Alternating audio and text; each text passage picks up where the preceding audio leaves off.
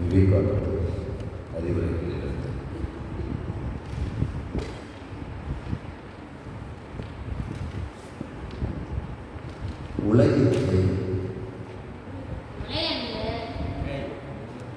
உலகிற்கு நான் சொல்ல வேண்டுவதெல்லாம் அவ்வளவுதான். வீரர்களாக இருங்கள், வலிமையும் வளர்ச்சியுமே வாழ்விற்கு அடையாளம். பலவீனம் சாவுக்கு அடையாளம். பலவீனமான எல்லாவற்றிலும் இருந்தும்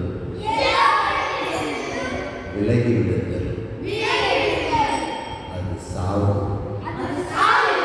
வலிமையானது என்றால் அதை பெற